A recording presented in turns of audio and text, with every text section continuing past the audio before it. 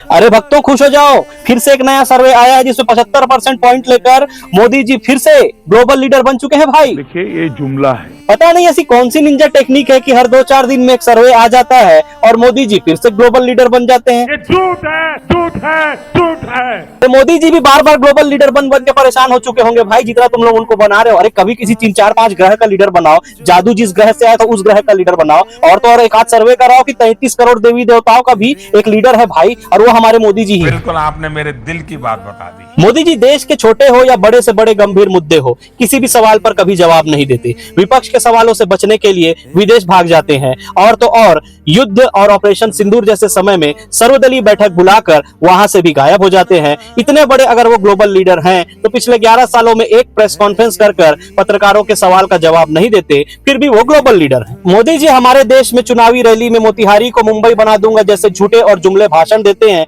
और हमेशा विपक्ष को कोसते रहते हैं। इसके अलावा देश के मुद्दों पर कभी जवाब नहीं देते, और तो और विदेश की धरती पर जाकर भी अपनी टूटी फूटी अंग्रेजी और हिंदी मिलाकर भी वो कुछ खास बोल नहीं पाते, फिर भी ग्लोबल लीडर है। मैं बता रहा हूँ, मोदी जी भारत में बड़े एंग्री यंग मैन बन के घूमते हैं कि मेरी नसों में गर्मा गर्म सिंदूर दौड़ रहा है, और तो और पाकिस्तान वालों चुपचाप रोटी खाओ वरना मेरी गोली तो है, ऐसा फिल्मी डायलॉग भी चिपकाते हैं। लेकिन जब वो विदेश जाते हैं तो अचानक कॉमेडियन बन जाते हैं और ऐसी कॉमेडी करते हैं कि उन्हें खुद नहीं मालूम कि वो क्या बोल रहे हैं, और सामने वाले को भी नहीं पता कि ये बंदा क्या बोल रहा है, बस खिखी करते रहते हैं। सपना सपना यही बस इतना ही है, लेकिन फिर भी ग्लोबल लीडर है भाई। देश की जनता ने पिछले 11 साल से एक शेर पाला है। अब शेर पाला है तो खर्चा तो होगा ना, लेकिन वो शेर बड़ा हम्बल है। वो अपने आप को शेर नहीं बल्कि फकीर समझता है, लेकिन वो भूल गया कि देश की जनता उससे ज्यादा हम्बल है, जो दिन रात अपना खून जलाकर उन्हें टैक्स के रूप में देती है, और वो फकीर उन टैक्स के पैसों से हजारों करोड़ रुपया अपने सैकड़ों देश की यात्रा करने में खर्च करता है, और 100 करोड़ रुपए तो सिर्फ खाने में खर्चा कर देता है।